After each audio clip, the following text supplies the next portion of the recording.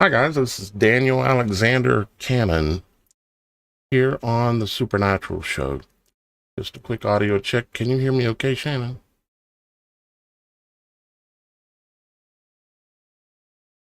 Yes. Yes. Can you hear me? I can now. I was like, what in the world is going on? So guys, I was on mute. welcome to the show. Again, my name is Daniel Alexander Cannon. You can't hear me. Okay.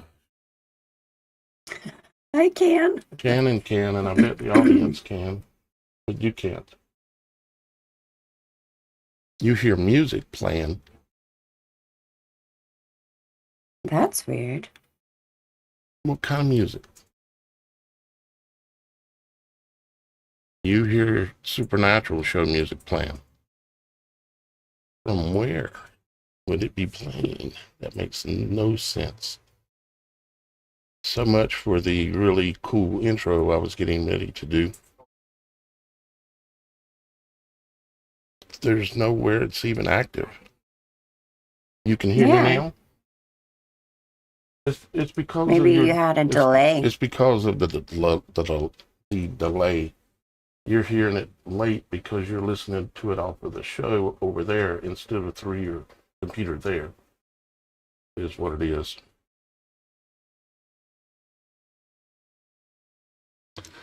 Okay, so why don't we try that over again, shall we? So, again, my name is Daniel Alexander Cannon, and this is the Supernatural Show. Tonight, I will take you on a journey to a place beyond the veil, a place that cannot be seen with the eyes, or heard with the ears, or touched with the hands, but your supernatural mind's eye can see it. Just like you cannot see the wind, but you know it's there. The Bible tells us that we are made in the image of the Almighty Creator. What a profound statement.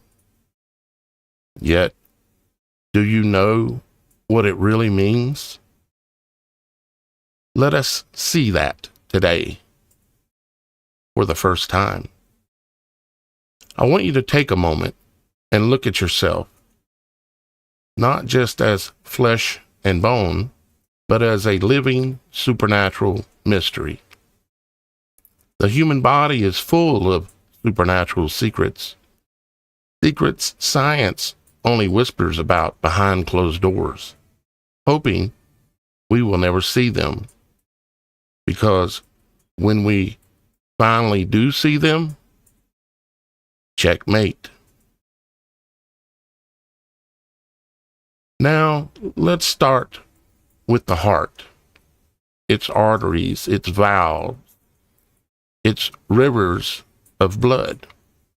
More than just a pump, it's a continuous, repetitive spark, pulsing, filling the rivers and streams of your body with life. Think of the eyes, not only portals of the soul, but gateways of light and frequency. Yes, light comes in through those portals. But I ask you tonight, is there anything that can pass out of those gates? Now, think of the hands, instruments of creation, packed with nerves, blood, unseen energy fields, hidden, undiscovered antennas, or even the actual supernatural eyes of the spirit itself, with frequency lines written upon them, like the road maps of a storm forecast. And think of the hair upon your body, especially around the sacred gateways of life and perception. Not random. Oh no. They stand as silent guardians, always ready to rise at attention when danger is near. They see what you cannot see. They sense what you cannot sense. Antennas extending your presence into the unseen supernatural world. The world that lies beyond the veil. What if the body itself is a map, revealing secrets about the world around you? If you were made in the image of God, then what image is our world in? A network of portals, antennas, energies designed not only for survival, but built for connection with the supernatural realm that surrounds you even now. Tonight, we're stepping beyond what textbooks tell us. We will ask the questions others are afraid to ask. We will speak the truths others are afraid to even murmur about. What we'll see the human body for what it really truly is, a living temple of the Most High. So buckle up, open your mind, because we are about to unlock the secrets that lie beneath the surface. Secrets that cannot be seen with mortal eyes. Secrets not revealed until your eyes are single, united into the mind's eye. Only then will you gaze with both your logical mind and your spiritual eye with the secrets to be unveiled. These are abilities given to you by the Creator Himself. Yet some will still deny them. It's time. It's time to wake up and grasp your supernatural authority. For we are made in the perfected image of the Almighty God.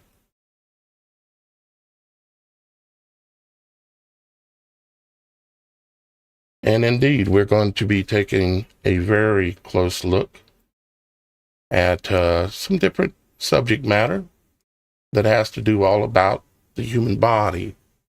And why is it so profound that the Bible says we are made in the image of God? What does it mean? What would we find if we looked? Where should we look? There's been some time in the past where I started to understand that our body is literally made up of what I called or named points of creation. They're all points on your body that are in the image of either the like Vesica Pisces or the image of the storm. And of course, they're both tied well together. And we're going to get into all of that here today on the Supernatural Show. But first, I'd like to introduce a couple of people. Shannon is here.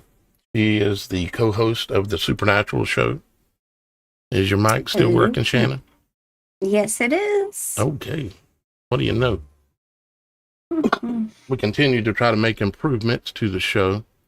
Anything supernatural going on with you, Shannon? Well, not necessarily supernatural, but I did mention on the show that we did with Roxy that we have had this epic, news story of the little missing baby that was supposedly kidnapped and abducted in the parking lot of Big Five here in Ukaipa, where I live. And just a lot of updates keep coming up. But this morning they were arrested and they're being held for murder. So I just have a lot of prayers right now, a lot of prayer requests for this baby. I'm, sadly thinking this baby is no longer with us, and may he rest in the arms of Jesus forever. But it's just not looking good with that, and the whole world is watching. So good times. Yeah, That's I what's been couldn't. going on in my little world I over couldn't here. imagine the pain of having to deal with that kind of a No, situation. I've no. had some hard ones in my life, but oh boy, that would be rough. Well, thank you, They Shannon, for just, being here. yeah. You're welcome. We also have Miss Kim here with us again today. You can kind of see her over my shoulder here, there. Hi, She's waving. Kim. She's helping us in the background with learning how to be the co-director and also helping with moderation and things like that, moral support and all those kind of good things. And Roxy is also here with us, but she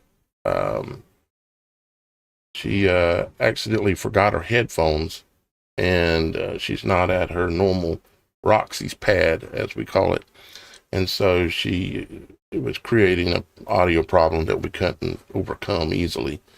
So she's probably in the comments typing something right now. As a matter of fact, let me switch this screen over here and I can see the comments and stuff. Yeah, there we go. I see our resident supernatural moderators are here. Super Dave and Super Mike Smith. Super Dave 44. Thank y'all guys for being here. I see Stacy and Laura, and I see Todd Bradshaw, and I see My Southern Life, which is Miss Kim, of course. Mike says audio and video is 5x5. That's all sounds great. And let's see. Let me move on down into comments. Sorry, guys. Just so you know, I can't see the comments on this end. So if I never respond to any of your comments, yeah, you'd so have sorry. to have a second. You'd have to have a second. You have two screens, don't you?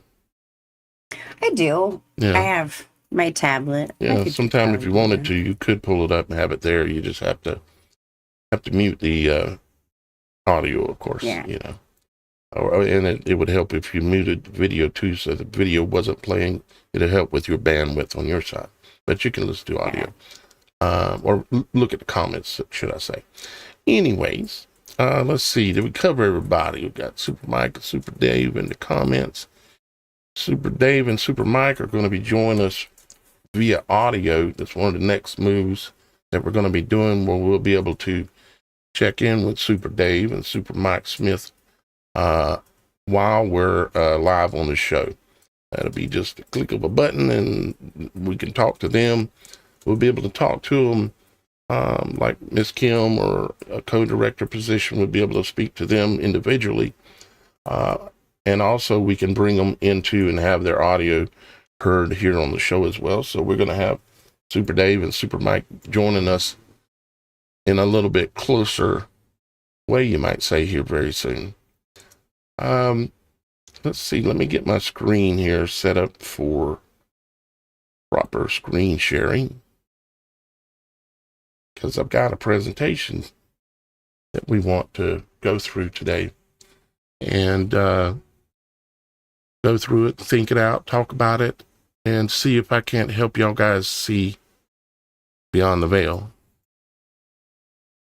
Let's see, let me switch to my shared screen here. There we go. Got a couple of cool updates for y'all guys.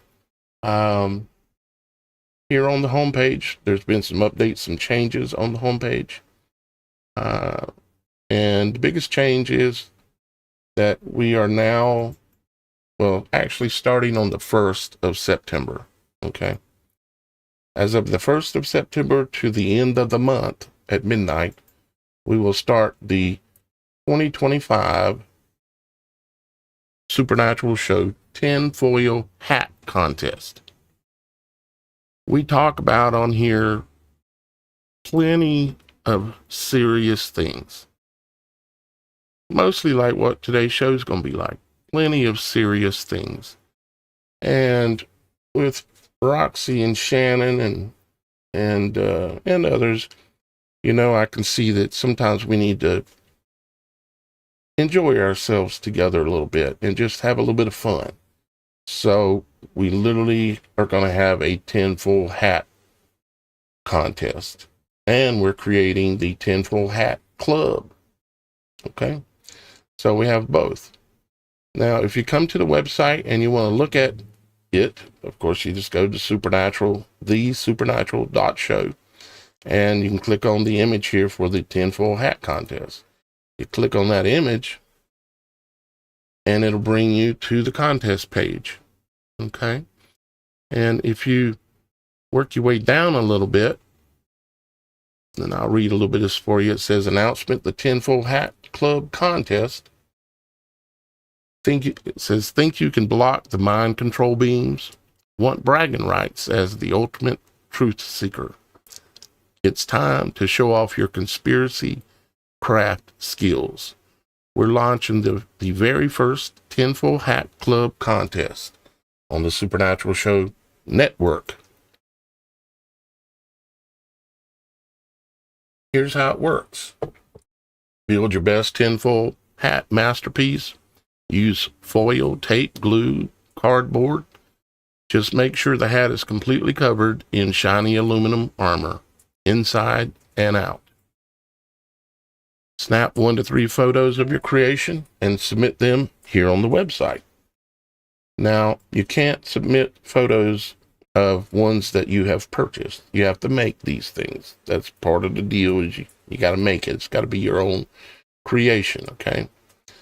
Now, if you come down here, it's a real simple thing, okay? You just create a hat, crown, helmet, or anything that's wearable that when you look at it, all you see is aluminum foil. You can have cardboard underneath to give it structure, and you can do things like that, but just make a tinfoil hat of any design you want. And then, yeah, you can use another hat. Like I was teasing Super Dave, he likes to wear a hat. And I said, he just, all he's got to do is just wrap that sucker up good and maybe put a few antennas on it, like the adjustable ones used to be on top of TVs. He'd be good to go.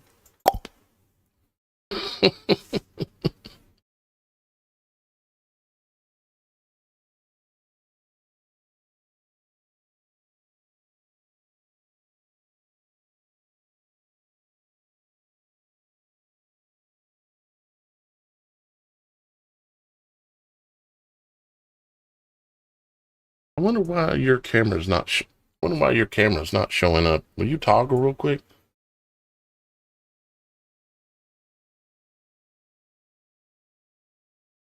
No, that's weird. I don't know why we can't see you. Let me check in this. You're like totally gone. You're not even in the studio right now, it says.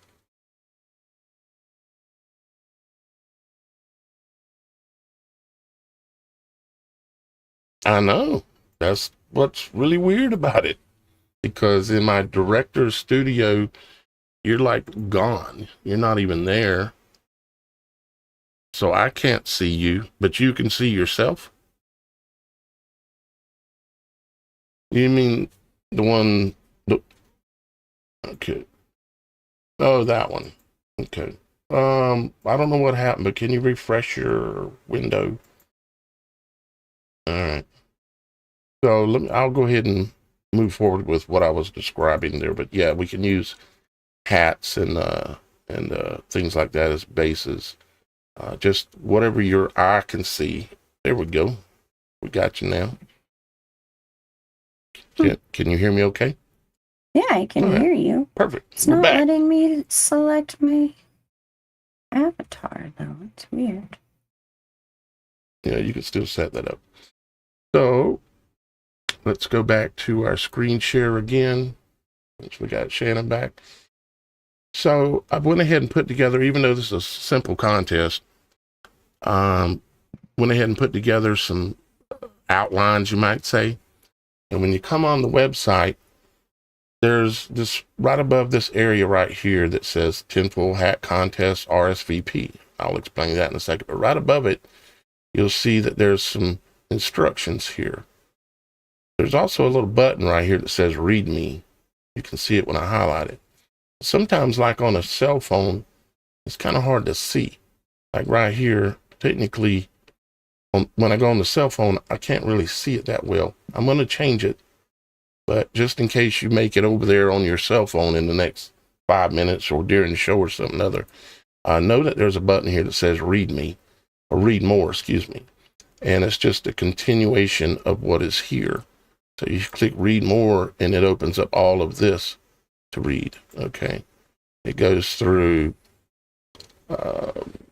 rules and information, voting rights, prizes. Speaking of prizes, any of this is subject to change really at any time, or even I might just end the contest. That's not likely, but just saying it. Okay. But what we are looking at doing, and all of this will be updated and be kind of the final version by the 1st. Okay. And we'll make sure that we literally come back and read all of this in a video or either live one by the 1st. The prizes, we've got one winner for grand prize, okay? And they will get a custom Supernatural Show plaque that says 2025 Supreme Commander of the Tinfoil Hat winner, or Tinfoil Hat Club winner. They will also get a solid silver Kennedy, what's called a Walking Liberty $50. Okay. So there's a little something cool there. And there's also apparently a mystery gift that Roxy's got in mind that'll be revealed on one of the shows as well. So there is something to actually win. You know, a solid silver coin isn't nothing to throw away, that's for sure. And I happen to have a couple of them, and I thought I'd give one of them to y'all guys. I don't have many, but I'll give one of them to y'all guys. As a matter of fact, do I have one laying here? No, I don't. It's in the other room. Okay. But anyways, you got all your general rules and all the other stuff down here that you're welcome to check out and read, just in case you're one of those people that like the details. The details are there for you. Then you've got this area here that says RSVP, okay? And you just come here and click on it, follow the instructions, and RSVP is just basically saying that you plan on participating, okay? It's not saying you ultimately have to. It's just saying, yeah, I'd like to play and join in on the fun. So you can come here and RSVP. And then we'll have a little list of everybody that's participating and building, and we might mention your first name or something like that on the show and one of the shows, that kind of stuff. Okay. So now back to the homepage, and real quick after this, we're going to get to all the details. Okay. We have another new page that is called the Supernatural Team. And if you come to this page, you'll see the team. I'm surrounded by beautiful women. I know. And except there's no picture for you. What the heck? I can't compete with all this. Oh, no. We need to see your full, awesome self, just like everybody else. Oh, Lord. That means I'm going to have to comb my hair. I'm going to have to comb my hair. Okay. I'll see what I can do. Okay. All right. It's only fair. So there's that, and you can go there, and what it'll do, let me click on it again. You can go there, and here very soon, you'll be able to click on like Shannon or Roxy or me or Miss Kim, whoever, and it'll give you more information. Okay. This is just a page just to let you know who is on the Supernatural team. But then you say you click on Shannon. Well, whatever links or information that Shannon wants in there, including information about her upcoming show that she's going to be hosting, her schedule and all those kinds of things. Anything to do with Shannon is going to be there. Same thing goes for Roxy and the RoxyFiles.com. Her show that she's working on and getting going, and her and Shannon and Roxy have been doing some things together as well. And then we also have another person, and I'm not going to say their name for now because they are a known person on YouTube and around the internet. Very highly respected person that's going to be joining the Supernatural Show network as well. And I say network is because ultimately we are building out enough shows to have a show every day of the week is pretty much the goal. At least one show. Then we start doubling up and having multiple shows per day, and continue to try to build the network, the Supernatural Show network. Okay. So I think I about covered what we have there. And of course, if you're not familiar with it, you should check it out. And that is the Angel Cruise as well.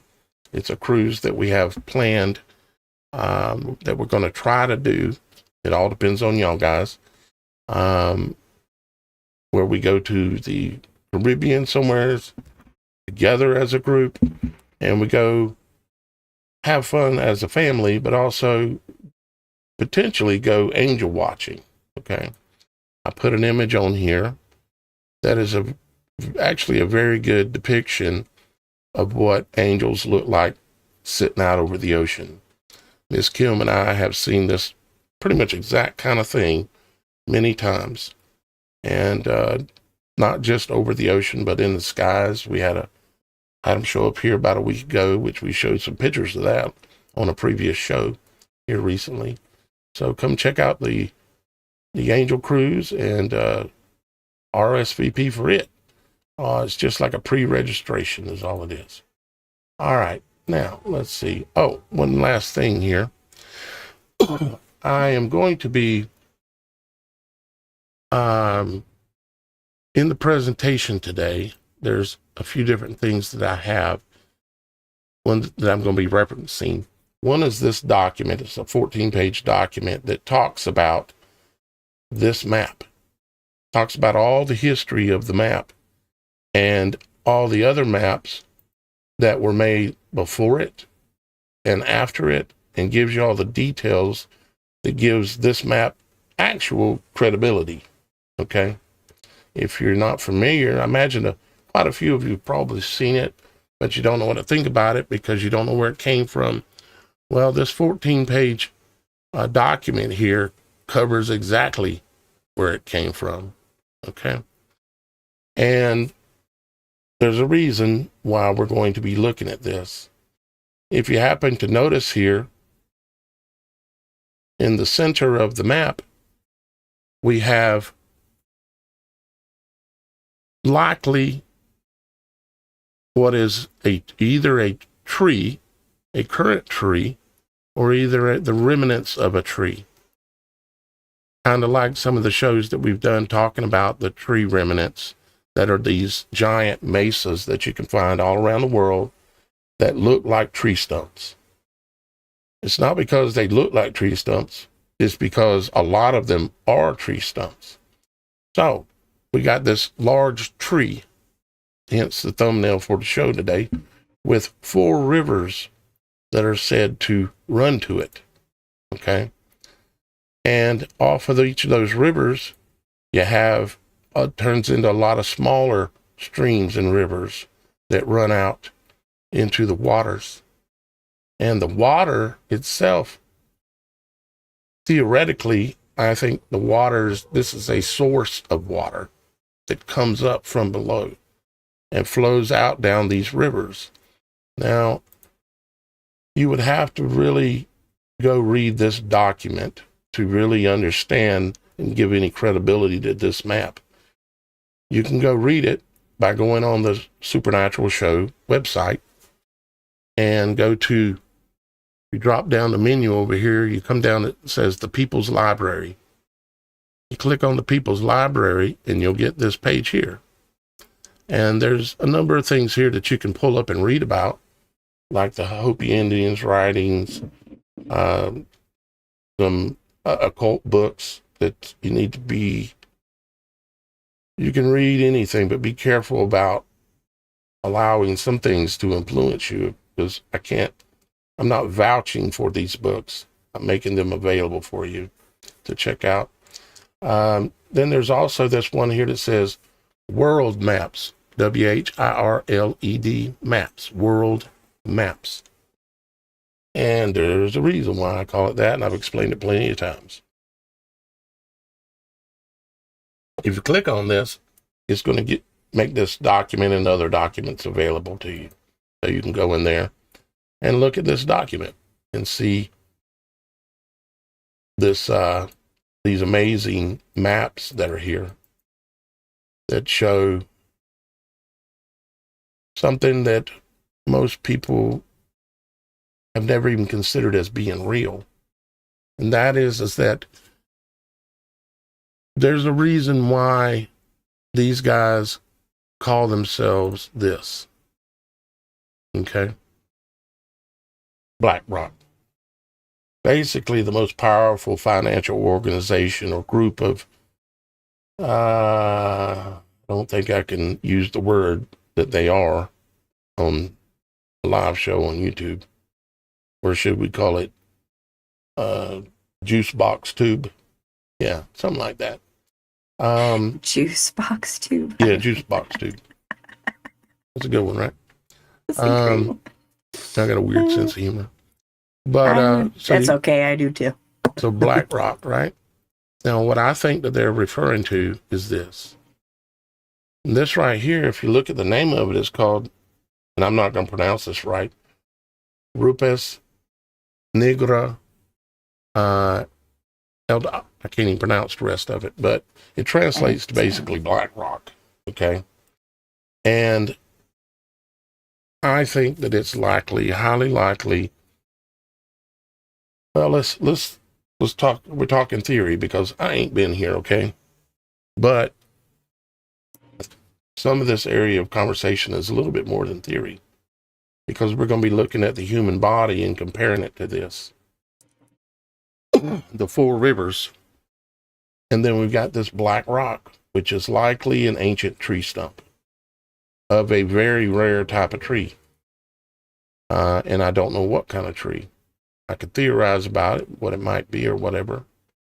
But a very rare black tree or black rock that's left that looks like a giant tree stump that has four rivers flowing out from it. So now, why do I find that interesting?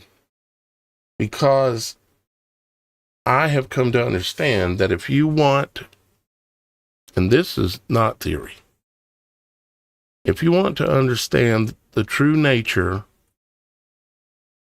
of this world, now I know we've all been told all kinds of things by NASA and our science teacher at school that had the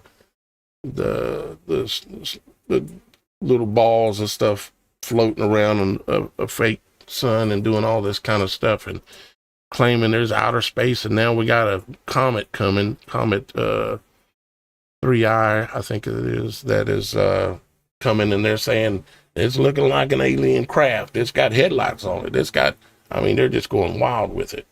And yeah, we'll be talking about that some more here real soon. But they're saying they tell us that aliens are real. The alien. See, they put the word lie right in there, just like they did with library. You see, library, where you go to read all the books that they wrote, or most of them anyways, that you'll get from public library. It's a lie and brary. Brary is a group of something, and lie is what it is. It's a lie. It's a deception. That's why they named it library. It's the same reason why they named aliens. And many other words in our English language are the same way. It's spell casting. That's why you had to go to school to learn how to cast spells.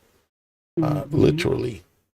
So now, Shannon, jump in at any time, darling. You know me, I'll hog up the mic. But I wanted to look at and relate this to, like, for instance, the Garden of Eden, okay? The Garden of Eden, now I'm not saying this is the Garden of Eden because I don't know. But I do know that we have amazing lights that flow from this place that light up the entire world. Literally the entire world has gotten lit up twice at least in the last year and a half, since the April 8th eclipse of last year, where we've seen these amazing lights and auroras in the heavens, right?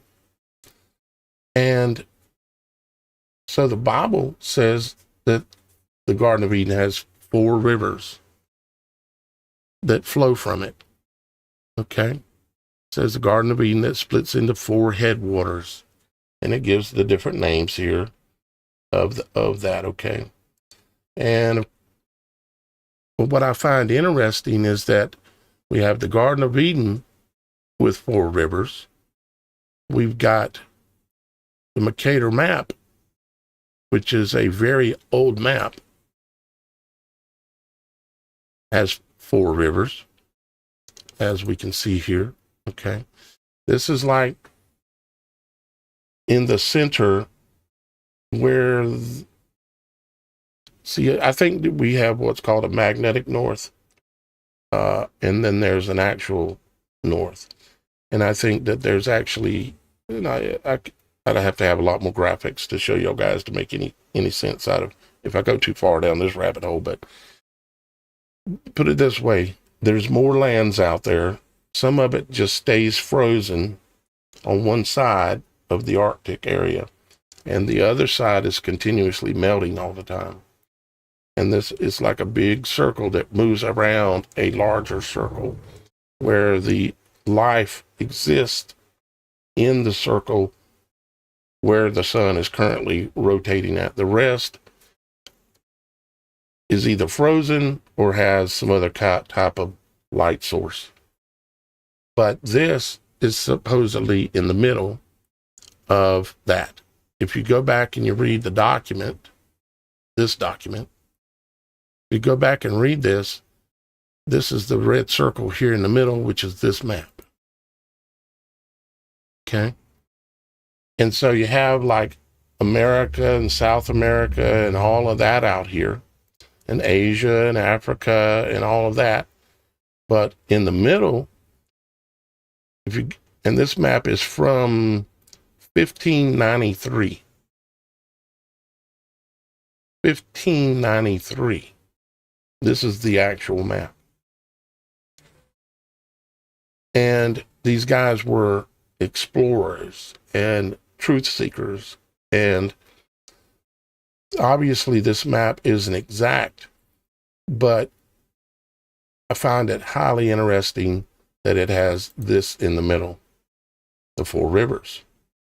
Now, what we're going to do is we're going to take a look at some things about the human body and areas of the human body that are what I call points of creation, similar to what would be considered the Garden of Eden to be a point of creation.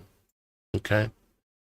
And the way that I have come to understand it is that our bodies, which is in the image of our Father in heaven, also our world that we live in is similarly in that same image. No, our world isn't up walking around exactly on 2 legs and doing live shows on the internet. You have to be able to see you just have to be able to see it, okay? Because I can't see it for you. But if we take a look at the human heart, Okay. Let's just pull up a human. Matter of fact, I got a better way we could do that. Yeah. Human heart 3D model, right? And oops, didn't mean to click that. I want to click this. And if we go to here, you're going to be able to see likely a 3D model of a human heart. Now, first off, right out the gate, what is interesting that I noticed, okay, is, well, several things, okay, and I'm going to go through it with you here. The arteries that exist in the human heart, you have 2 arteries on the left and 2 on the right that connect to the heart. So you have 4 rivers that flow from it. Here is the human heart. Okay.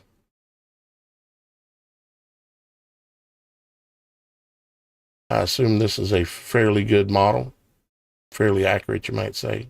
Okay.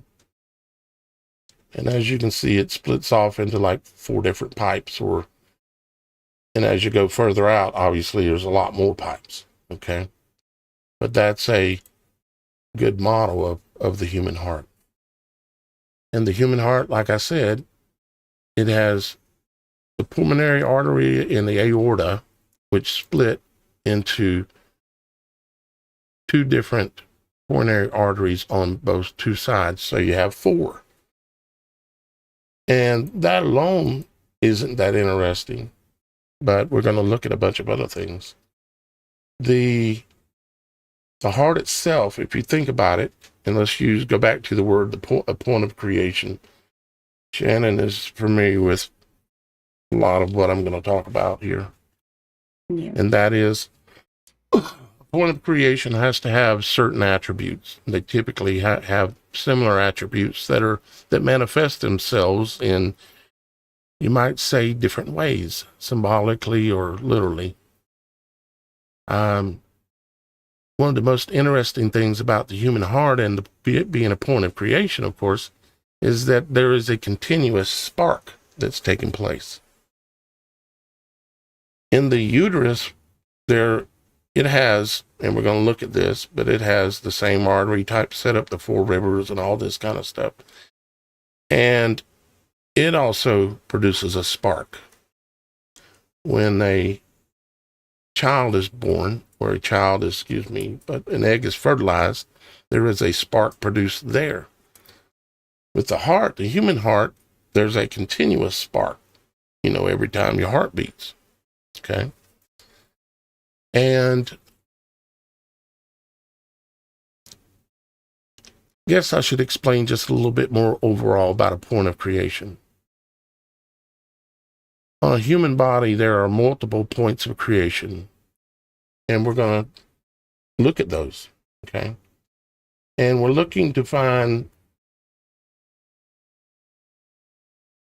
their attributes, okay? Because I am trying to learn more about these understandings, and at the same time, I'm showing y'all guys partially as I am still learning, okay?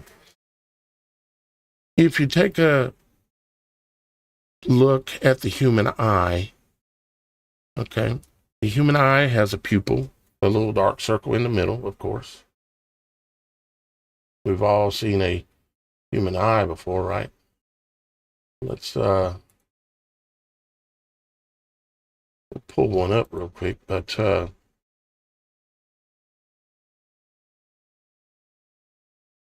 if I could spell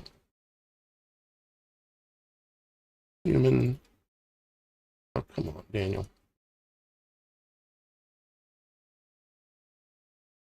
Get it together, man. Okay. So the human eye, right? The interesting thing Shannon and I, we discovered many, well, years ago now, is that, and we use it as the background for the show, of course, is the full solar halo.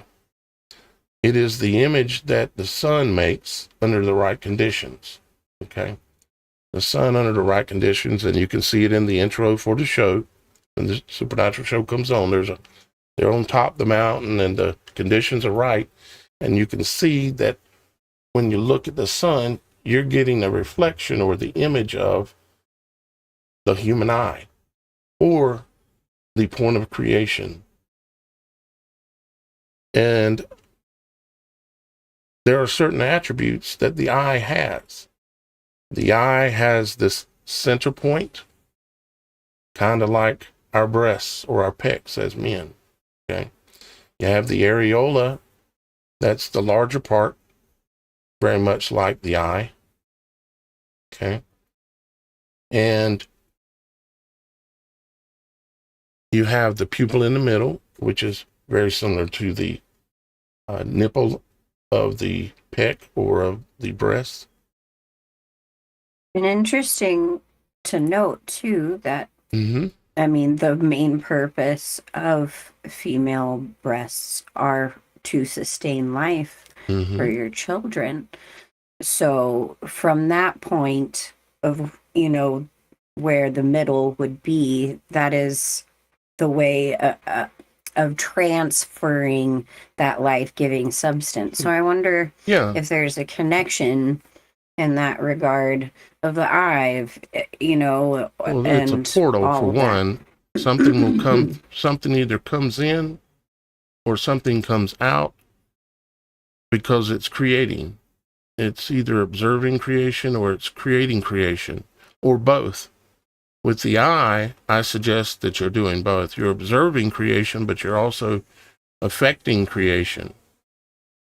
With the breast, we know that a child will go there, and when the mother or the child puts his mouth in the saliva from the child's mouth, biologically, the mother's body will then adjust the things that child needs the most. It's literally a connection that is way beyond most people's ability to even consider that exists. It's like an information exchange that is instantaneous. Exactly. And it's not a coincidence that the eye and the human breast have similar looks. Obviously, they don't look exactly the same, but they're both bulbous, meaning round in general, okay, with certain geometry curves. And then you also have the iris of the eye, the part that has the color, and you have the pupil, just like the sun in the sky shows us, okay? And the moon does it also. And so we got our eyes that are like this, and then around the eyes will always be, we'll use the word hair or foliage, because again, we're talking about, we're referencing the Garden of Eden, the point of creation. And in the Garden of Eden, there was, we know, a tree in the middle, which would be the pupil of the eye. It's like if you're looking down on the top of a tree, okay? And the pupil or the middle of it is the symbolically the center of the eye. Just make it simple as that, okay? And so you got the eye that looks like the Garden of Eden, because the tree was in the midst of the garden. And the midst, if you look it up and translate it back into Hebrew, it means the middle.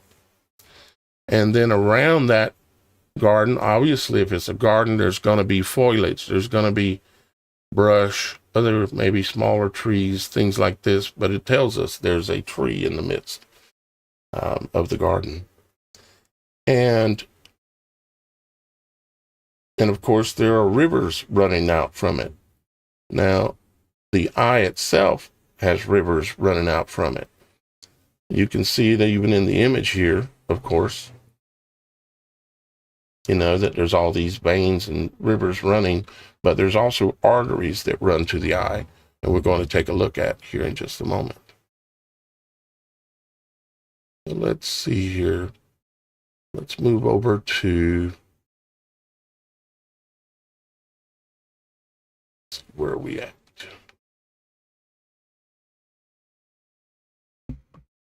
Okay, we were here. We have 4 arteries. Okay. You also have 4 veins. The arteries are delivering oxygenated blood. The veins are taking away blood that has been deoxygenated. Okay, so you have 4, and then another 4. Now, in the case of this,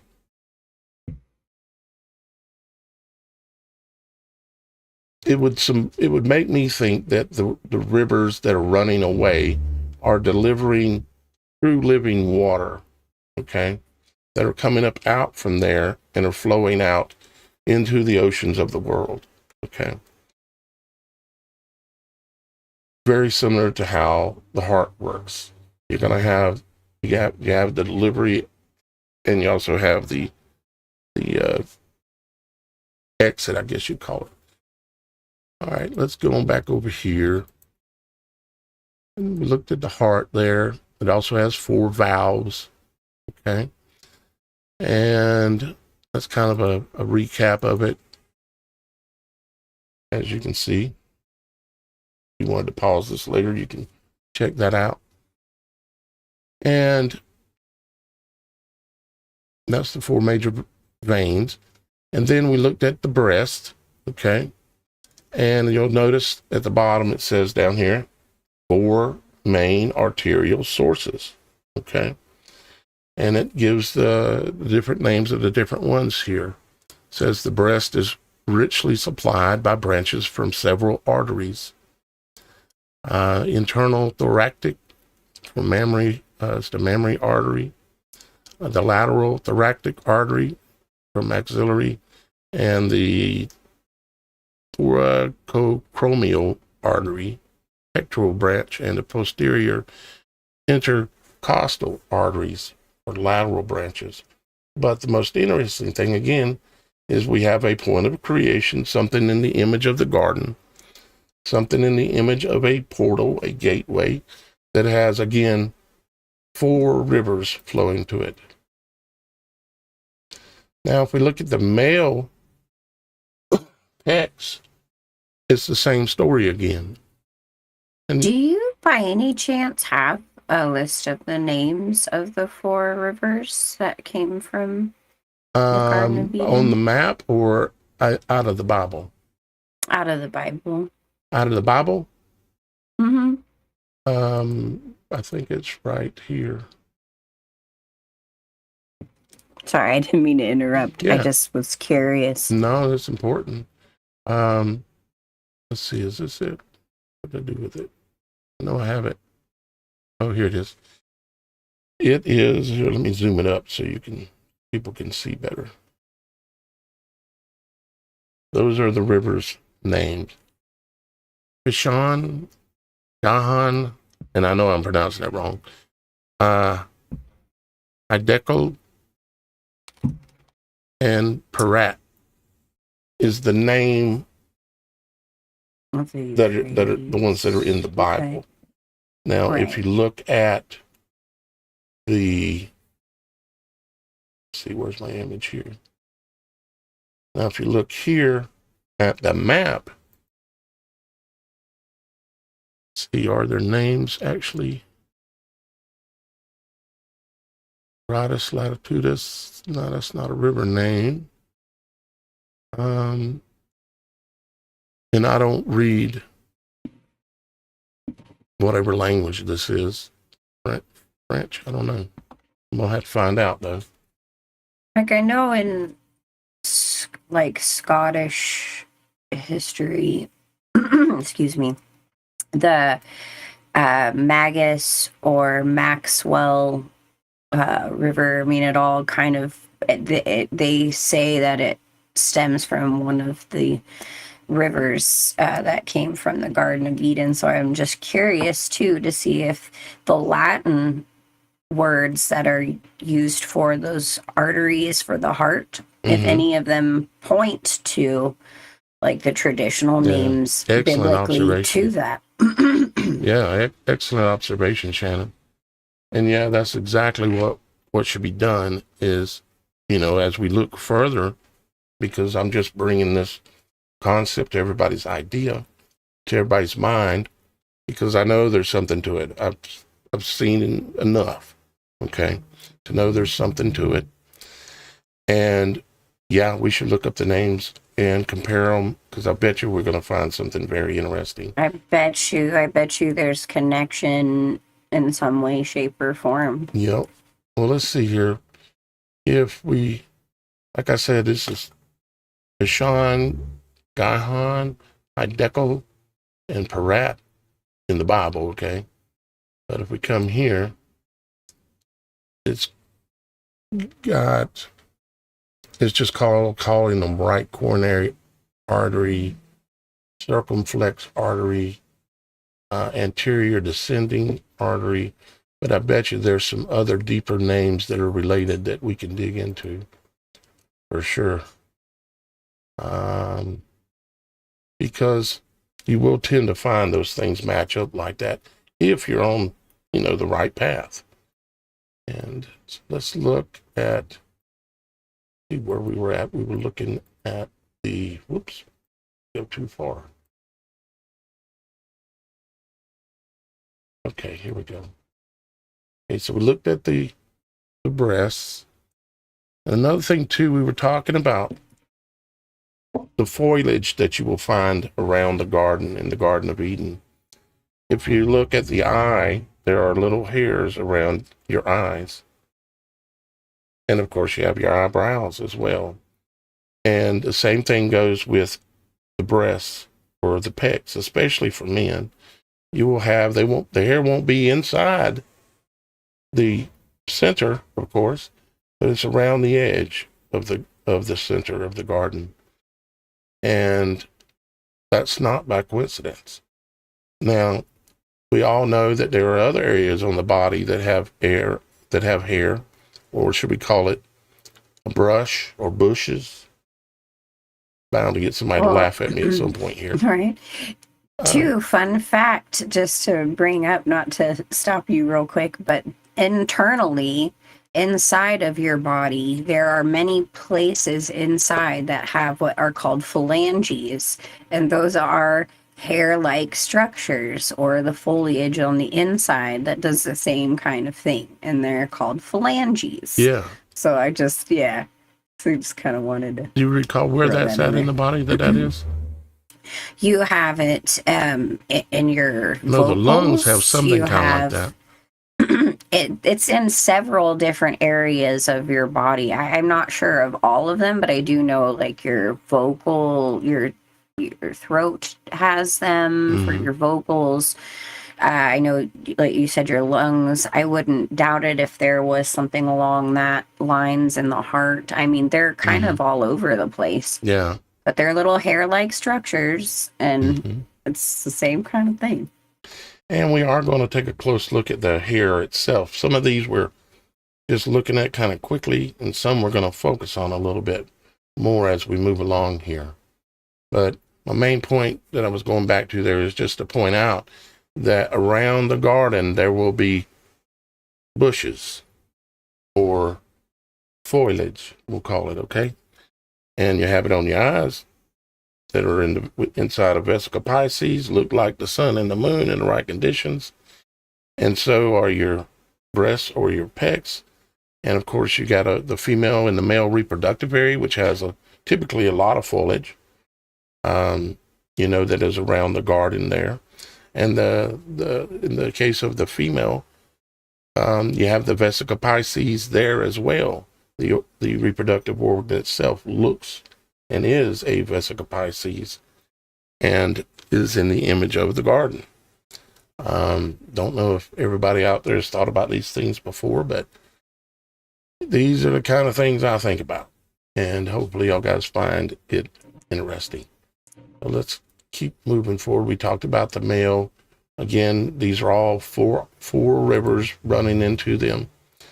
And the female reproductive blood system for the ovaries, the uterus, and the vagina itself, there are 4 main arteries. Once again, the number 4.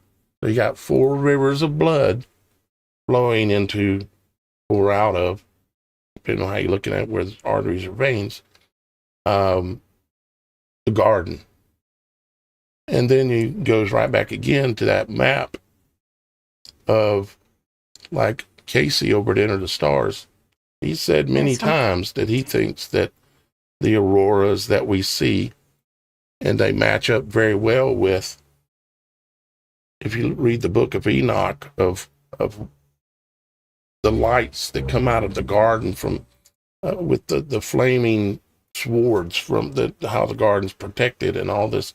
It's very interesting, to say the least. He also has an interesting series and theory on how the world construct is really like the eye of God. Mm-hmm. It's pretty fascinating. Yeah.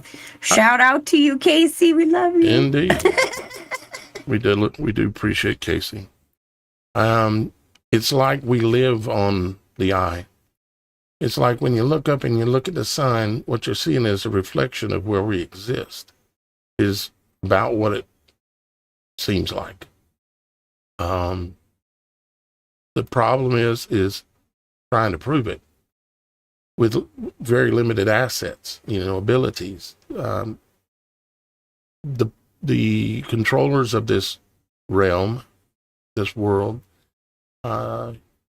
they have abilities to be able to verify a lot of things, and they have.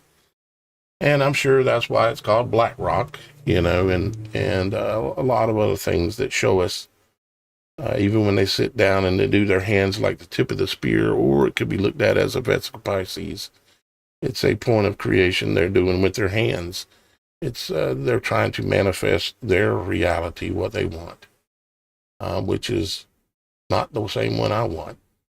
All right, so when we look at there is a little difference here when we look at the male reproductive blood supply. It goes from being 4 to 5, and I don't know if it's somehow maybe including one in here that should not be included, but it did go from 4 to 5. It says the testicular arteries, the cremasteric arteries, and the artery to ductus deferens, the prostatic arteries, and the internal pudendal artery. And it comes up with 5 in the case of the male, but 4 in the case of the female, which I find interesting. I'm sorry, I'm looking at the names on the male side, right? And the cremasteric artery, or like cremation, that's like crema. Burning of. Yeah, the crema would be obviously that's going to be like to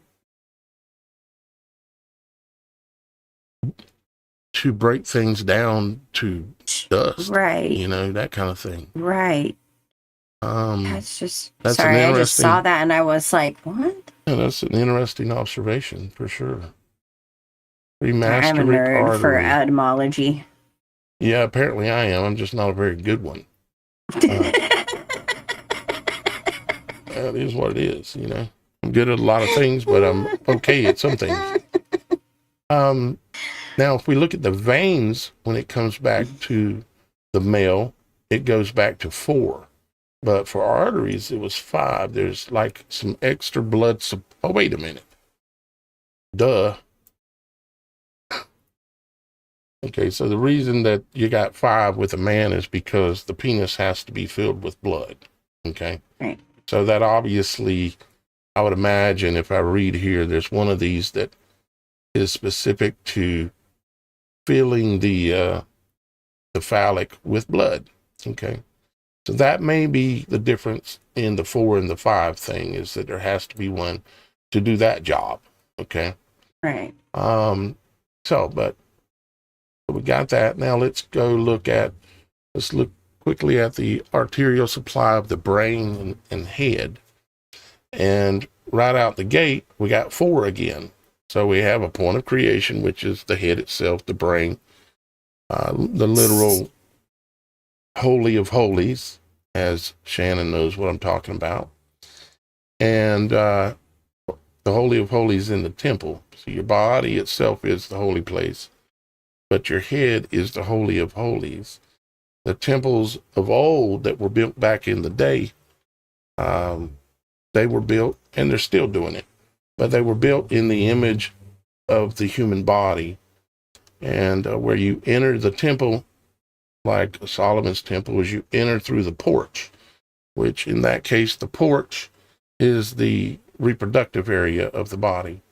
And even the Catholic churches these days, when you go to the Catholic big basilicas and you go into that Vesica Pisces door, you're entering in through the female vagina into the church.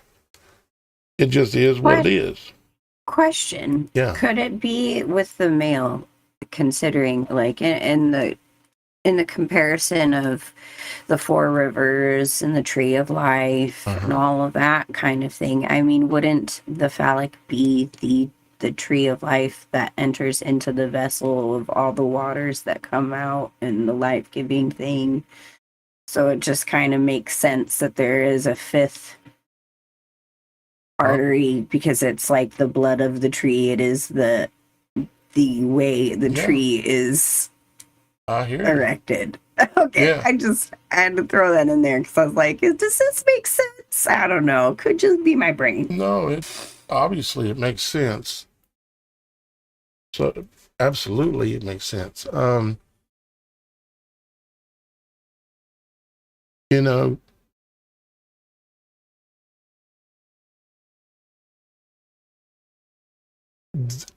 We'll take a look at sometime that specific subject matter and go into it in depth, because that whole subject, 1, it's kind of touchy with people, but 2, it's it really needs to be a deep dive on its own, because that the reproduction act, everything about it, the storms that come up out of it, all the things, and me and you've talked about some of this stuff quite a bit in the past, the storms that are built from the, well, you know what I'm talking about. Right. And so, yeah, you're right on the money for sure, Shannon. And no, you're not just throwing things in. Everything you say is on point. That's why you're the co-host. All right, so let's see. Let's look at, so we looked at the brain just briefly here with 4 arteries again. It says they form the circle of Willis at the brain's base, giving, it says at the brain's base. And it's the internal parotid arteries and the vertebral arteries, but there's a total of 4. And now let's look at the eye a bit closer. And that I mentioned that, of course, the eye is a point of creation. It's in the image of it. And it has 4 arteries, once again, the eye itself. Got the central retinal artery, the ciliary arteries, the lacrimal artery, and the supraorbital and supratrochlear arteries. Okay. And there's a lot of things that you could say about it, but what I'm really finding and seeing, there's tons more depth to go into any of these subjects. But the fact that all of these points of creation, with the exception of the penis, is has four rivers flowing through it. And so we're saying, as I started this show out, saying, okay, we're in the image of God. So what is our world in? Is it also in the image of God in a way, symbolically or literally? In what ways? And then when you start looking at our map that we looked at from the very beginning, which I'll pull up again real quick for those of you that are maybe late getting here. Here's our four rivers on a map that was made in approximately 1593 by Gerald de Jody. Okay. This document, like I said, is on the website. If you want to go pull this up after the show and read this, it's about 14 pages, and it builds the credibility story for this map. Okay. And it's on it's in the library right here on the Supernatural Show website. And there's other things in there too, but right here is your world maps, and you'll find that in there. All right. Back to where we were. Let's see. We are about right here. Okay. So now we're again looking at the eyes and realizing that they are points of creation. They have all the attributes.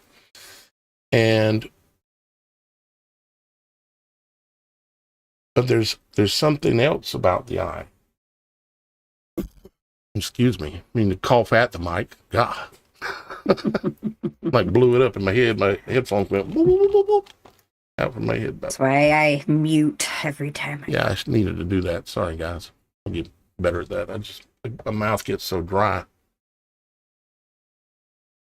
from talking so much. So now let's talk about the eye. We've been talking about portals, points of creation. What are you creating? Are you just observing the creation with your eyes, or do you have some other ability?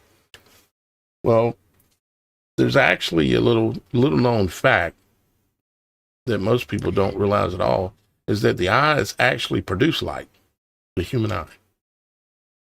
But the light that they produce is unperceivable to the human eye, at least from a vision standpoint. We may perceive it somehow, but we're not perceiving it from vision necessarily. You ever heard somebody say, felt like somebody was watching me? Yeah. And I think there was a song, I think Michael Jackson might have did it or something. It wasn't Michael Jackson, but it is, I always feel like somebody's watching me. Yeah. I ain't got no privacy. Oh. Yeah. Yep. But how does that work? Because it is a thing. How does it work that when somebody's got their eye, especially with bad intent, and they're looking at you, you somehow supernaturally, many people would say they know, okay? And then we also know, like I said just now, that the eye is what's called a biophotons emitter. Cells in the retina naturally release tiny amounts of light that's an ultra weak photon emission. Okay. It says studies suggest humans emit biophotons across the body, and the eyes may both emit and detect them. You know, there's a museum in Los Angeles where they show you how you can see that. You can actually see the little particles of light floating around when you do this thing at the museum. It's a trip.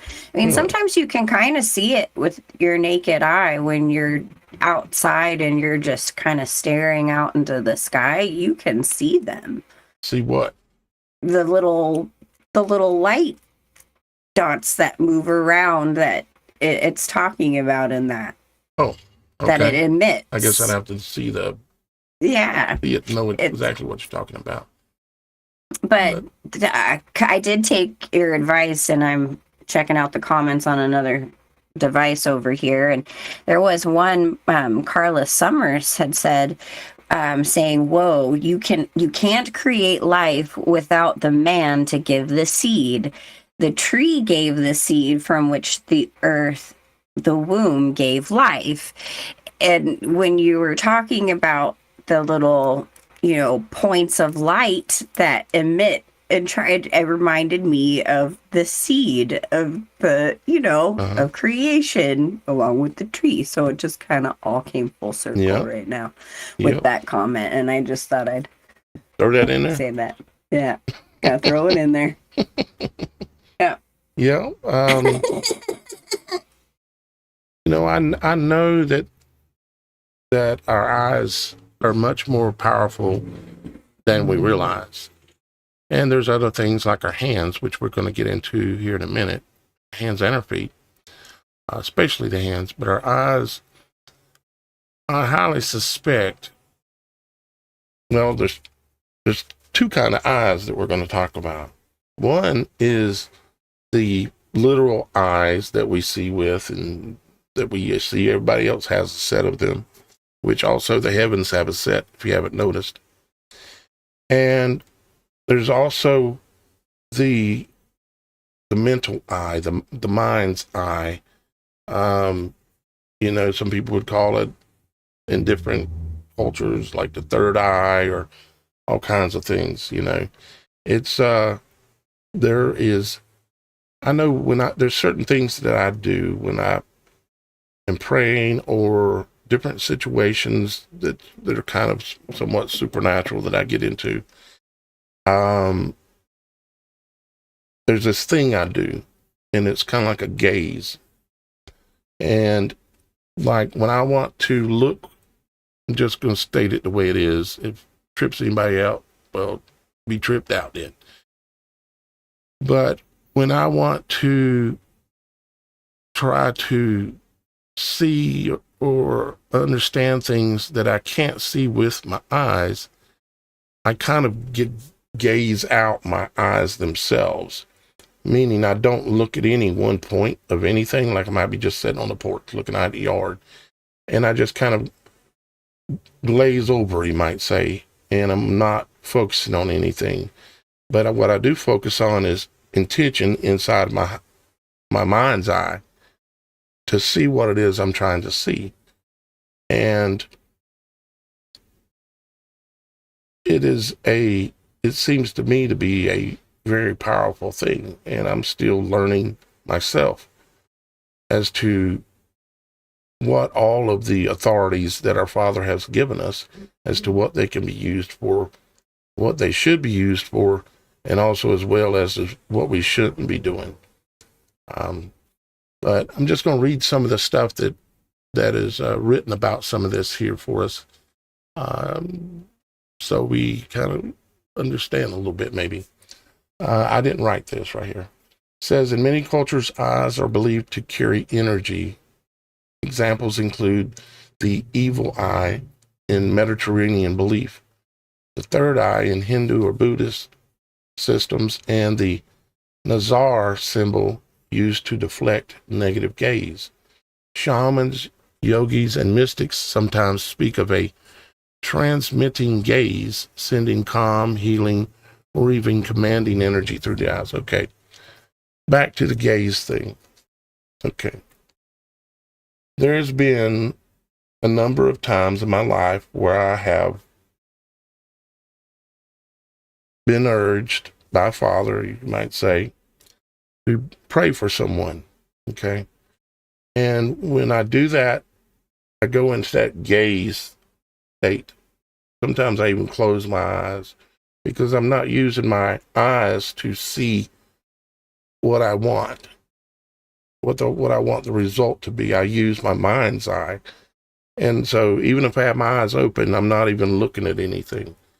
And there's this gaze that I go into. I don't know. I don't have better words to describe what happens. Okay.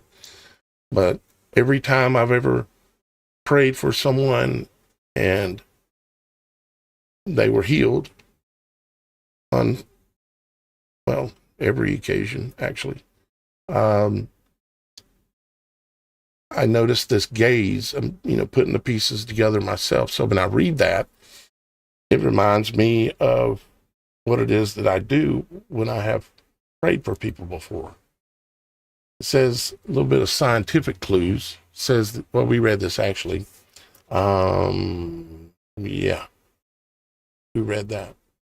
Well, this ties into the other comment Carla had made, Miss Carla Summers. She's so on point right now. Just have to give her a shout out. Yeah, Carla's awesome. She's here a lot. Sorry. Just had to find it. Okay. In the Bible, it talks about the eye giving light to the body. I think that reading God's word gives light to the body.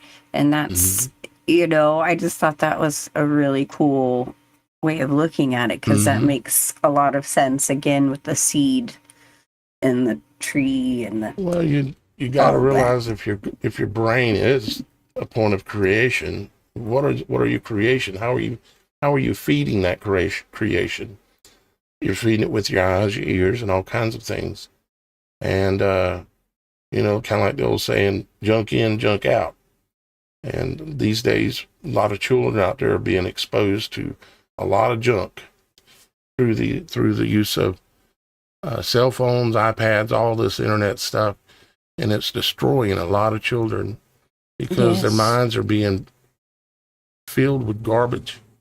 It's destroying children and adults. And adults too, yeah. And adults. Absolutely. Yep. All right.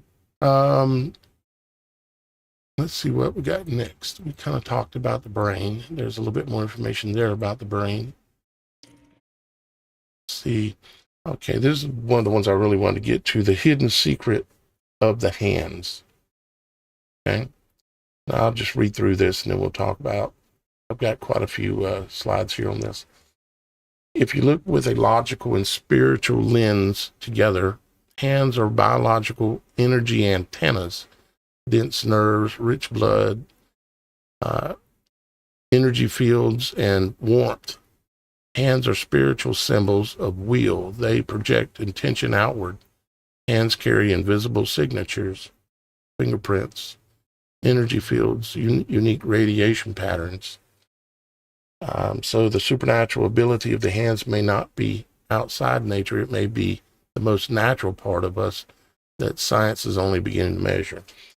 And I think they know about these things, but these are the things that they whisper about in the dark room. They don't want us to know these kind of things because the fingerprints that are on our hands, and I've said this before on the show, but I'm sure there's somebody watching that hasn't heard it and somebody that needs to hear it again. Your fingerprints, if you look at it, it looks like a weather forecast that come off of your cell phone or something, with all the fronts and all the lows and high pressures and all the lines moving. It's all about frequency. You have frequency designs written on the palm and on the fingers that you have on your hands. And the hands also happen to have the highest nerve count, or one of the highest nerve counts in the entire human body, and extreme blood flow. Okay. The amount of nerve endings and vessels in your hand, the only place in your body that has more supposedly is actually the mouth and the tongue, which I found very interesting. But as you can see, the ridges are like your frequency lines. Sorry, there are phalanges on your tongue. I had to. Phalanges on your tongue? Uh-huh. That's what you were talking about earlier, right? Yeah. Mm-hmm. Yeah, because you asked where, and I'm like, that's one of the places. Okay. Eureka. Yeah. So as you can see, every little ridge of your fingerprint, they're all individually supplied with sweat glands, blood, and nerve endings for every single ridge. And I say that they are not only for touch and to feel and to receive, but also to send. I've said before, like, if you bump your head, what are you going to do? You can put your hand on it. If you bump your knee, what are you going to do? You can put your hand on it. Why? Because it relieves the pain. How? Because your hands have the ability to do supernatural things. They can emit healing energy. This is how hands-on healing and these kind of things are done. And it is absolutely a real thing, you know. They can also be used to shape and create things and make things, and yeah, the creators. You come up with it in your mind. I mean, you think about it, every car that's on the road, every building that's built was built in a mind somewhere before it was built by the hands. The mind builds it, and then the hands make it happen. They create. The hands by nature are creators.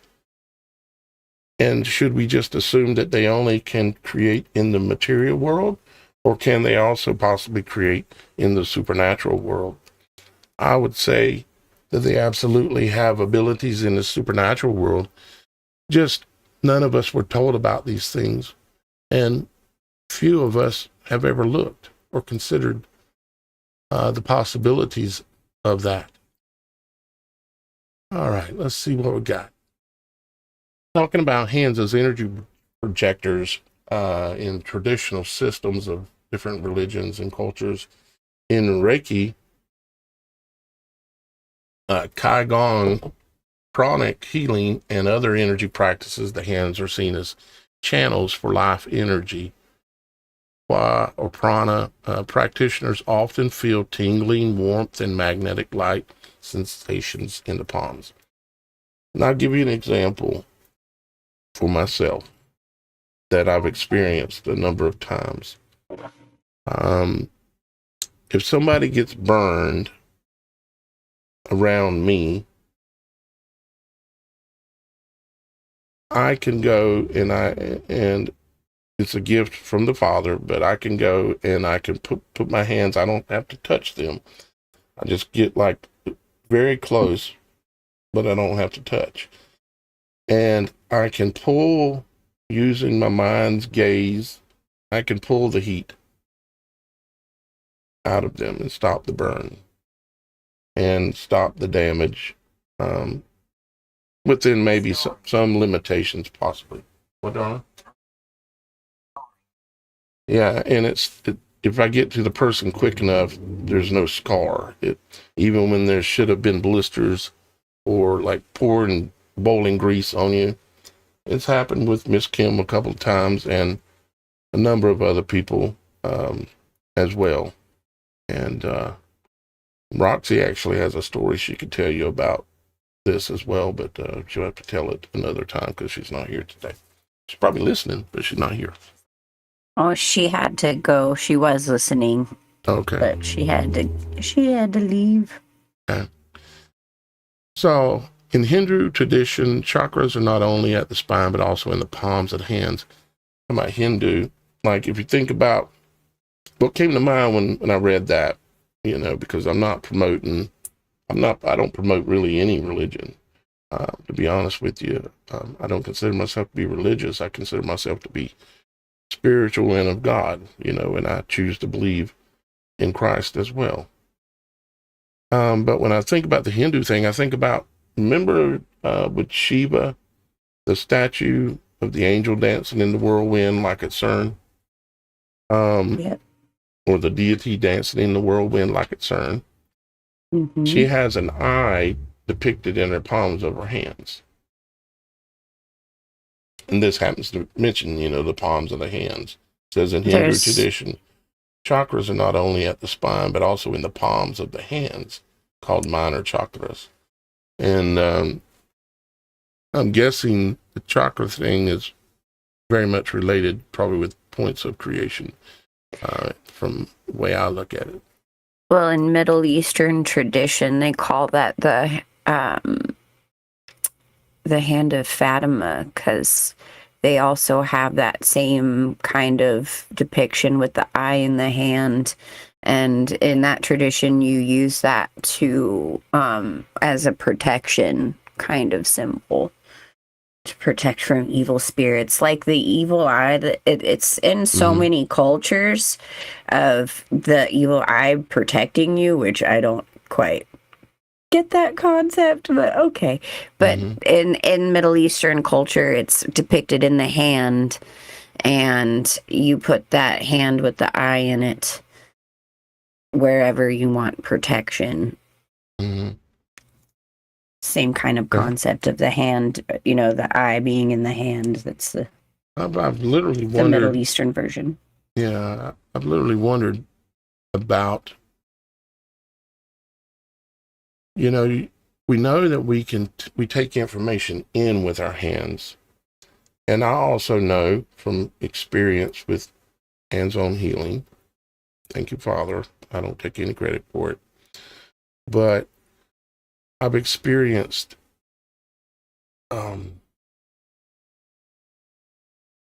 it's like, I wonder if the hands can also somehow,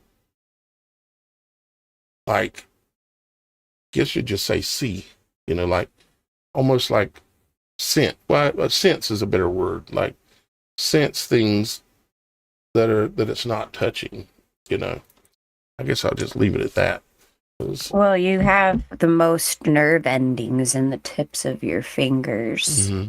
Your nervous system is very within your extremities, not just your hands, but your feet too.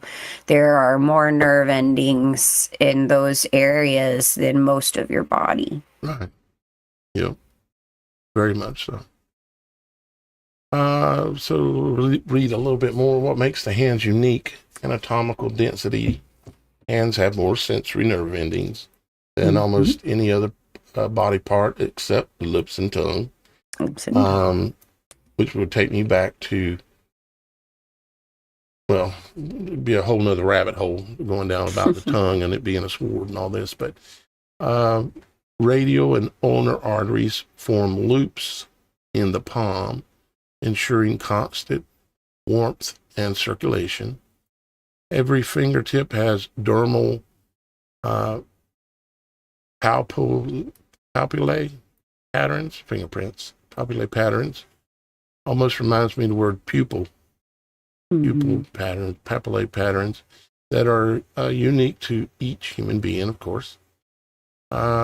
This uniqueness and sensitivity makes the hands an instrument for precise work, both physical and possibly spiritual. Not possibly, it is. It's a real thing. I don't talk about it a lot because I don't want to be, it's just a really special thing, and I don't ever want nobody to think that I'm trying to make myself out to be something I'm not, or whatever. Scientific perspectives, the hands have very high nerve density, blah, blah, blah. Some studies using infrared imaging and biofield sensors suggest slight differences in electromagnetic and thermal emissions when practitioners perform healing intention through their hands, but results are debated. When I've dealt with people who have been burned, I can literally feel the heat coming out of them. My hand literally gets hot. You can feel the heat flow. It's really strange. It's supernatural, but I can feel the heat flow, and that's for when I'm trying to get burn out of somebody. When I've prayed for people, they've said that they can. Some of them have said that they could feel energy flowing from my hands, with a couple of different people. So it is what it is. The palm skin has sweat glands that can alter electrical conductivity, which may play a role in as why energy projection feels real for both the giver and receiver. Hands as creative spiritual tools. Hands build, heal, destroy, and bless.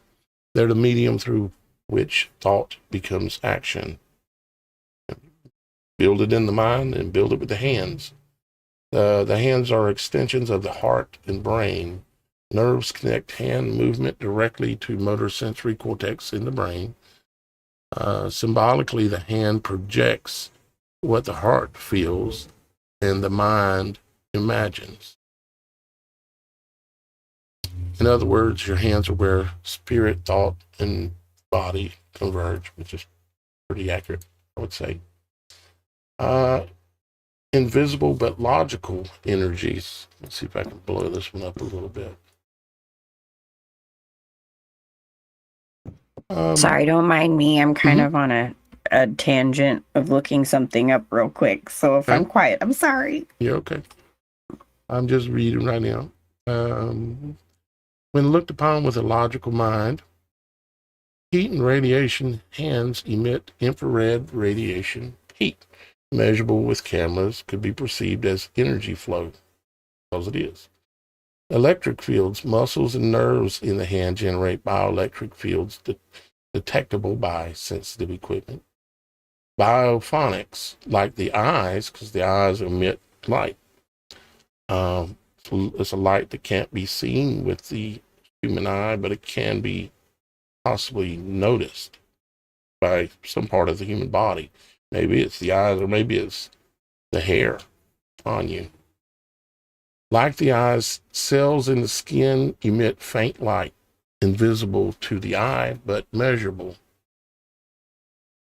Magnetic fields. Blood is full of iron, hemoglobin, and its movement through the capillaries generates tiny magnetic fields. Absolutely it does.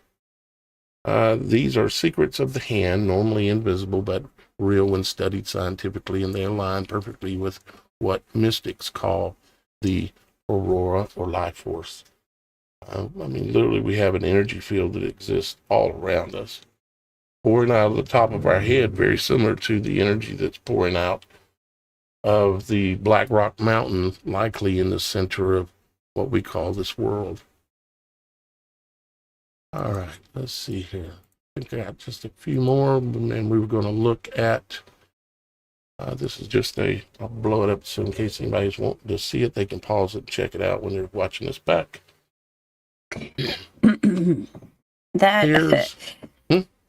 That term you were trying to pronounce, the pap or whatever, okay. I'm looking up the etymology of pap because it reminded me of something else that us women have to go through. And I'm like, what's the derivative of this?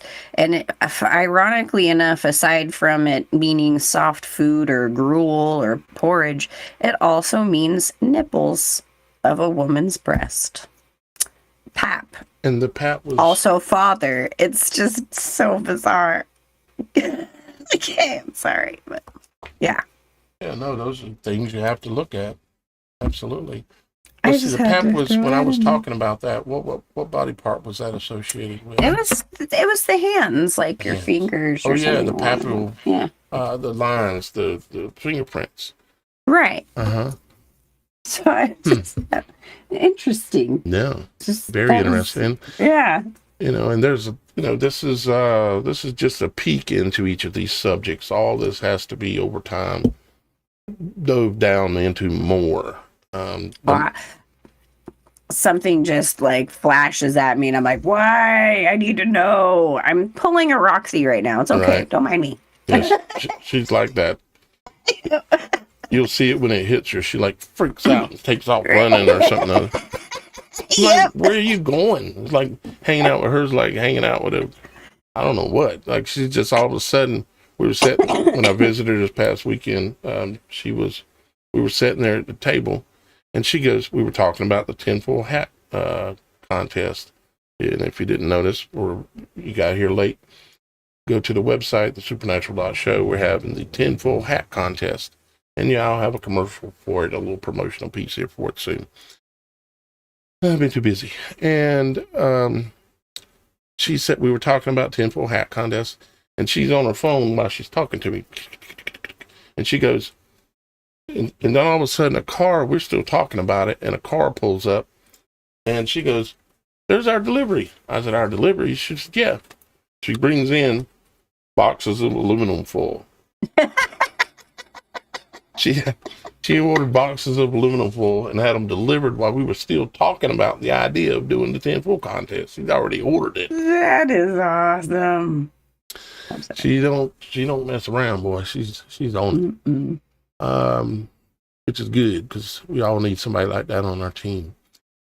Amen to So that. now let's talk about hairs a little bit today. Hairs as antennas. Okay. I'll read this, but before I read this, I want you to know, and you can go to look this up, that the United States military did a study about 100 years ago. They were putting, maybe it was even longer than that ago, but they were putting braves, Indian braves, into the military. And they knew there was something special about the Indian braves because they had the ability to know ahead of time that someone was coming or trying to sneak up on them. And they would always know these things. So what they did was they took half of the Indian, or a section of the Indian braves, and they shaved their heads off. Not their heads, the hair off their heads. They shaved their heads off. Well, that was a quick experiment. We shaved their heads off, shaved the hair off their head, and then the rest of them, another group, obviously, and they allowed them to keep their hair, their long, natural, brave hair like the Indians would have, like I have, and they competed them against each other, and you can go look up the studies and read all about it, but they found out that the Indian braves that kept their hair had way greater ability and connection with the environment around them. They knew when danger was coming. They knew when, in their exercises, they knew when they were being snuck upon. They knew when all, so in other words, there's literal experiments that have been done about the hair being like antennae. And it makes sense. I mean, of course, every hair on your body, if there's danger, what happens? All your hair stands up. I kind of spoke about it in the little intro I did at the beginning of the show. Your hair is always there. It's always just chilling out. But it lets you know anything from a little bug that touches a hair on you to if there's a dangerous situation, they go on stand and they are there for a reason. They're there to connect you with the environment around you. A lot of times women are said to have this special women's or mother's instinct. And I think it likely has a lot to do with the fact that most time women have longer hair than the average man. And then if you look at the culture today, the culture is basically for the man to have his hair short. And all throughout ancient times, all the men had long hair. And when a king or a conqueror would come in and conquer a territory, they would shave the heads of all of the men that they didn't kill. They would shave all their heads. And it once signified them as a slave, and two, it wiped out any capability that their hair gave them supernaturally as well. So, I wonder if, too, like, speaking of Native American cultures, if, when their enemy was deceased or they killed their enemy, they would fully scalp them and keep that hair with the scalp attached as a trophy, basically. Huh. So you wonder if there's any kind of connection. Right? If there's a connection as to why they would want to keep that. Like, is it because they felt that was their source of power? I'm not sure, but it just reminded me of that. Maybe they felt like they had... that's a really good question. You asked some really good questions today, Shannon. I think those are really good observations. I would bet there's some kind of connection there. I mean, it just... Right. Is That it like makes them sense. taking that sense or that power and because it's like a trophy, Yeah, you because they like know? know that. I mean, because there's easier ways to kill somebody than to scalp them. Well, it's after their, well, not always. I can't But say they did that when they were alive too. but then So I would that's not also true. have to just throw this in there that we're basing Yay. our knowledge of Indians scalping anyone off of probably some old Western on the television. Funny how the word lies in the middle of that word too. But I don't know. I mean, did Indians really actually scalp people? I don't know. Yeah, I mean, oh yeah, that is a fact. It Oh, it is. is. It is a Oh, 100% fact. I didn't know Yes. that. But Yep. if they did, then there obviously is a symbolic reason because I'm pretty, Right. there's a symbolic or maybe even more of a reason for it. Well, Mm-hmm. it's like if it's a trophy, to me it seems like they are taking that strength, that power, That that power, yeah. ability to whatever as a trophy is, if I you're would, humiliating them by shaving off their hair while they're still alive, and this kind of thing as a trophy, it's like you're taking that power. You mm-hmm, defeated that. I mean, this is my hypothesis, is my educated guess, but mm-hmm. I'd imagine that it has something to do with that. Yeah, I think you're right. Yep. So a little bit more about hair here. Hair follicles are surrounded by nerve endings called root hair plexuses. When a hair moves, the nerve detects even the slightest vibration in the air. Vibration is also frequency. So it can detect frequency is what it's detecting. This is why the body hairs can sense an insect even before it lands. This made me think of something too. I don't know that it's really related, but it was something happened about a week or two ago that kind of tripped me out when it happened. Me and Miss Kim were out in the backyard, and she wanted a stick to knock down a spider web. And there was a stick about an inch wide, leaning in about 4 foot tall, leaning up against the shed back here. And I reached and picked that stick up that was leaning against the shed. Well, actually, I think she might have picked it up first, and she kind of put it back down or threw it down, and she said that it's making noise or something. And I said, "What?" I said, "The stick's making noise." And I'm like, "What?" And then I go and I pick it up, and it felt like electricity flowing. I might have heard something a little bit, but more what I felt was it felt like electricity in the stick. It was so shocking that I literally tossed the stick into the woods. Have you But seen the videos that are circulating around where people are communicating with these trees, with the tree and the leaves and the branches are like touching up on them? And I have seen one or two, yeah. because that kind of reminds me of that. I don't know if that's a Well, good this thing was a or a bad different, I thing, have but seen those videos, but this was a little different situation. What it was is that there was a colony of like bumblebee, basically, these wood-boring black bees that had built a nest inside the stick somehow, and they bored out the center of the stick. But when I first thought about it, I thought that the bees were flapping their wings and it caused the sound or vibration or whatever. But that's not what it was. It was frequency. What they were doing, because they can't flap their wings inside of a stick.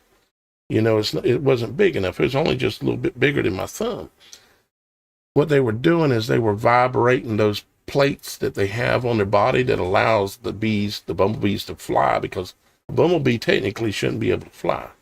But he does because he's weightless, just like the housefly who vibrates those little triangle things on him.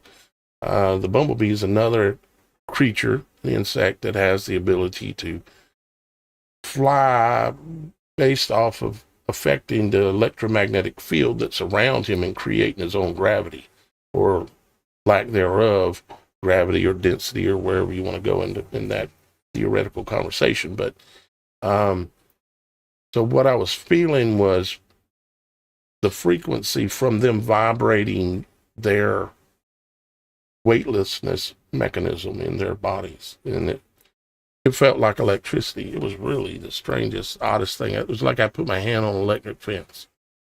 But anyways, way off subject, kind of, but it made me think about it. Let's see. Goes on to talk about in animals, cats, whiskers, insects, antenna, hairs are explicitly antenna-like sensory tools. I mean, you think about it, all other creatures like insects and cats, and they use hairs to do a lot of things, you know. Do you think that there is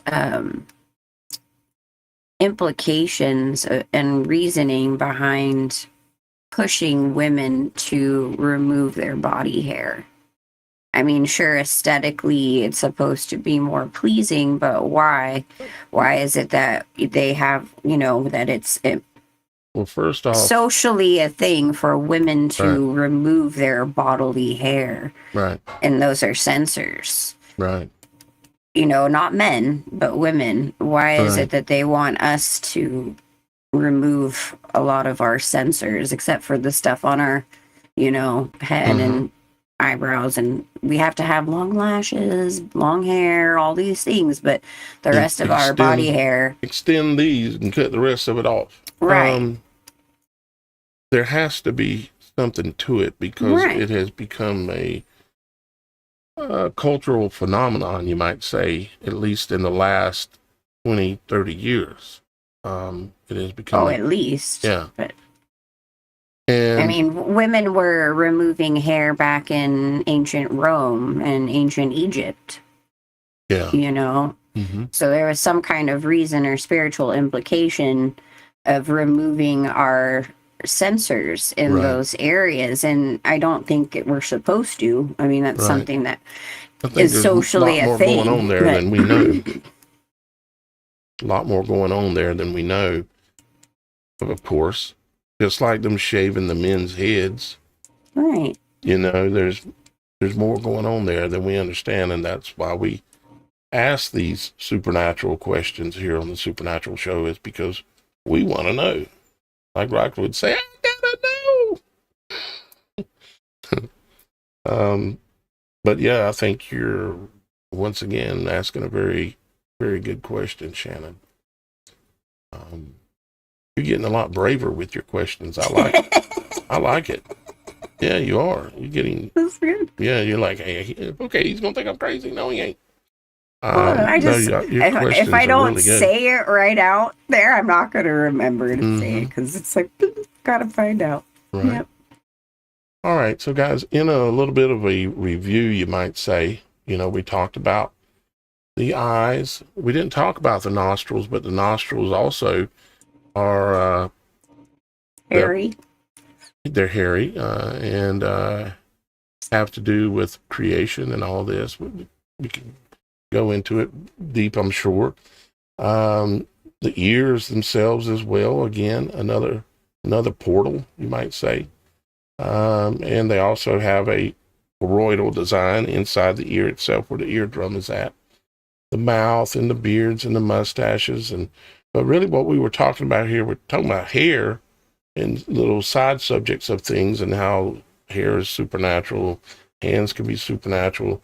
All these different points of creation have different supernatural attributes and abilities that most people never even ask about or think about in their whole life, because they don't want you to be a critical thinker. They don't want you to ask these questions and find the answers. And they certainly don't want you to find out that we are in the image, that we are the temple of God, and we are in the image of our Father in heaven, and we are also the image of our world. It's just symbolically laid out differently. And there is really something powerful about the hair, considering, the fallen angels, the watchers, they were attracted to the women because, I mean, the main thing it says biblically is because of their hair, the long, beautiful hair. And that's why, you know, in many cultures around the world, it is a religious practice. Women have to cover their hair, you know, so there's something magical about the hair. Yeah. There's some magic in the there's hair. Something supernatural. Yeah. And that's what we're trying to do here on the Supernatural Show, is we try to dig into these places that most people never talk about. They may be afraid to, they maybe don't have anybody to talk to about it or whatever it is, but we want to know. We want to know the answers and theorize about the possibilities, like the possibility of is this, no, not that one. Where'd it go? I lost it. Is this anything even remotely close to what the center of our world, because we don't live on a ball, we live in the ball. We live on the eye. We don't live, anyways, we live on like in the pupil of the eye at the bottom of the sea, on a hair on a frog, or whatever Roxy says sometimes. But is it possible that this is an actual representation of what the northern areas look like? And I find it very interesting that it has the four rivers with an old tree stump, likely that's petrified, sitting in the middle, a massive tree, which then goes again, of course, the sounding like the garden, you know, where we were talking about the garden and the rivers, the four rivers that run out of the garden. I think that there's definitely some truth there, and as time goes on, we'll definitely continue to see more of that truth. I'm sure of it, and we'll get it figured out. And real quick before we go, I want to show you guys this. This is some information about the Angel Cruise. If you missed our show the last week about the Angel documentary, you really got to see that. And I did the whole show and then play this.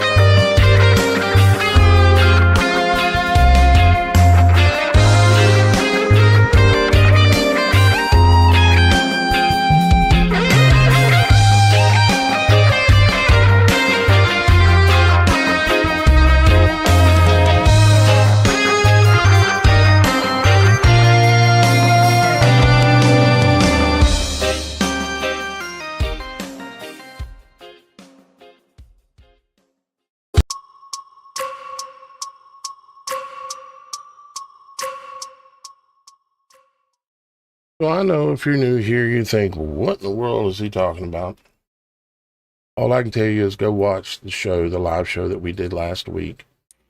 That shows the documentary that I put together back around, I don't know, 2017, 2018, 2019, somewhere in there. And I go through and we talk about a bunch of other things. Go check that out. And there's many videos on this channel as well where I go into all my experiences with having interaction with literal angels, and not little angels, literal angels. And so there is that.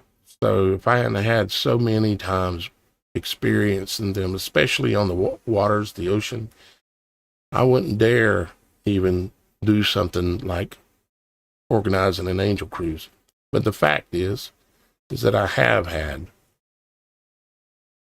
just enormous numbers of times and experiences with the angels at the water's edge, and so has Miss Kim. I've taken her several times, and they've shown up, even as many as 8 or 10 at one time. Amazingly enough. Why? Me? I don't know. I'm still trying to figure that out for myself. But it is a thing. It is a thing for sure.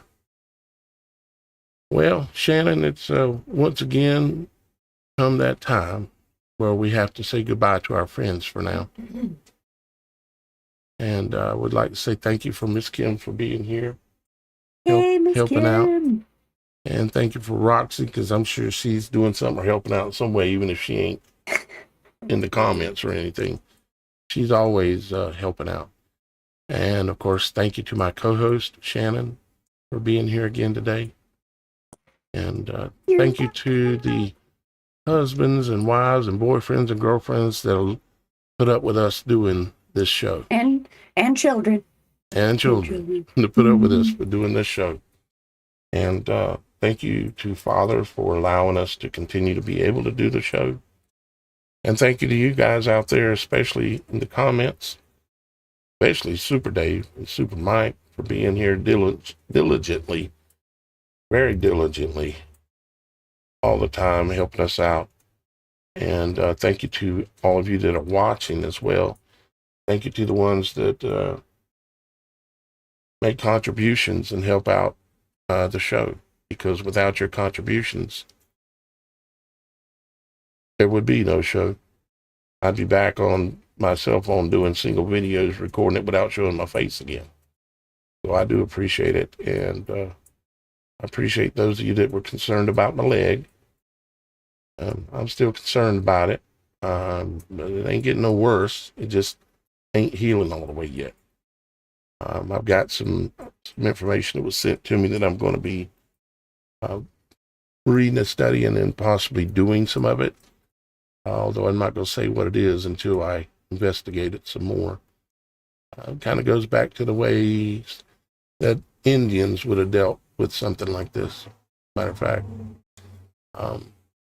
But again, thank you all for being here. Thank you greatly for your support of the show and of my work and all of our work. And any final thoughts there, Supernatural Shannon? I just wanted to let you guys know in the next 2 weeks, I'll probably be a little sporadic because I'm about ready to celebrate one of the coolest things ever. It's kind of rare these days, especially people in my age group, but I'm about to celebrate my 20-year wedding anniversary. Oh, wow. with my better half. So I'm really excited, but the next 2 weeks I've got a lot of appointments and things set aside, and so I'll be in and out. I'll be at least in one show or two, but just wanted to fair warn you guys that I got celebration stuff to do. So right, that's awesome, Shannon. 20 it's years. It's an amazing, joyous, phenomenal occasion, and it means so much to me. So I'm very blessed to have a wonderful husband who helped give me wonderful children. When is your anniversary? Super excited. September 4th. 4th. Yep. So September the 11th is Miss Kim and I's anniversary. Oh, that's my mom and stepdad's anniversary. Imagine that, September That's the kind 11th. of funny. Yeah, we always joke about it. Right? Every time they're like, it's our anniversary. 10 years. Yay! Well, congratulations. It's the same month, so that's pretty cool. Yeah. I mean, we've been together 22 years. Maybe I'm going to be sporadic too. Like I already am sporadic. Love you, Miss Kim. You're such a perfect match for Daniel. I love you guys. Thank you. We love you too, darling. You're welcome. All Well, right. I just wanted to share the joy, and I love you guys, and I'll be in and out in the next couple weeks. So No problem. We got you. We got you. Until next time, thank you for watching The Supernatural Show.